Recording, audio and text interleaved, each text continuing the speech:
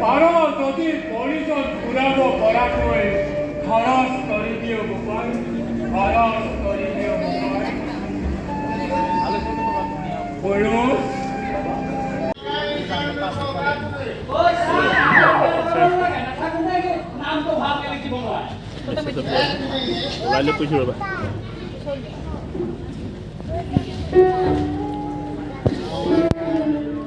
আমি সকলোকে ক্ষমা প্ৰাৰ্থনাৰে আজি নাট্য সন্ধ্যা ডক্টৰ পৰশমণি ঠাকুৰৰ কাল সন্ধ্যাৰ মহাযুঁজ এই নাটকখনি খুব উদ্বোধনৰ দিশে আমি আগবাঢ়িছোঁ।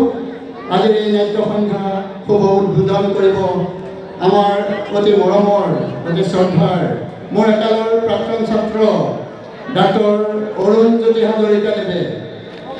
মই অৰুণজ্যোতি হাজৰিকা আমাৰ অঞ্চলৰ দেৰগাঁও পূৰ্বাঞ্চল নাট্য মন্দিৰৰ আজি মোৰ একালৰ শিক্ষাগুৰু ডক্টৰ পৰশমণি ঠাকুৰ ছাৰৰ দ্বাৰা ৰচিত কালখনি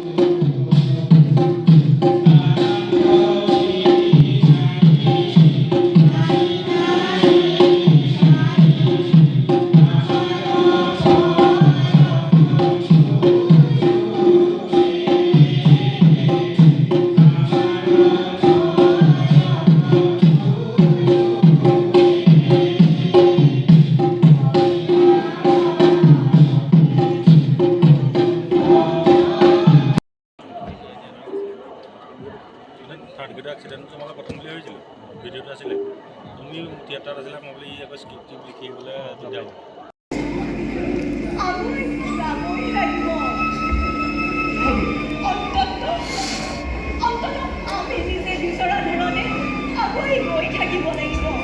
আৰু সেইবাবেই কৈছোঁ ব'লা ভূমিকা আমি সতন বিপৰীতে খোজ দিওঁ।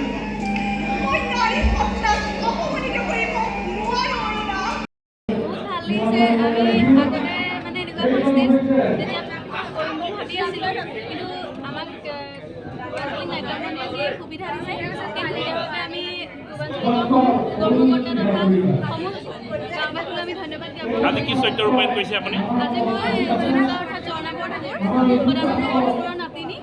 ভগৱান খঙা মানে দুখৰ নে কেনেকুৱা ধৰণৰ হ'ব?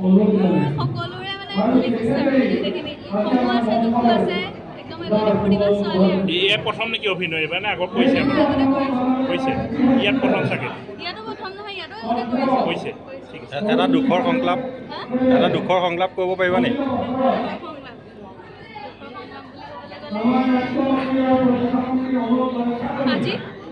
আজি তোমালোকলৈ মোৰ পুতৌ জন্মিছে বাবা।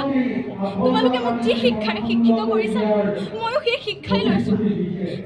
তোমালোকে যিদৰে ককাক অকলশৰীয়া কৰি থৈ গুৱাহাটীত আছাগৈ সেইদৰে তোমালোকক অকলশৰীয়া কৰি মই ককাৰ ঘৰত আছোঁ।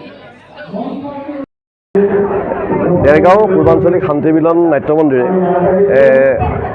9 বছৰ আগত বহুত নাটক কৰি গ'ল, কিন্তু আমাৰ বিশেষ অসুবিধাৰ কাৰণে আমি নাটক কৰিব পৰা নাছিলোঁ।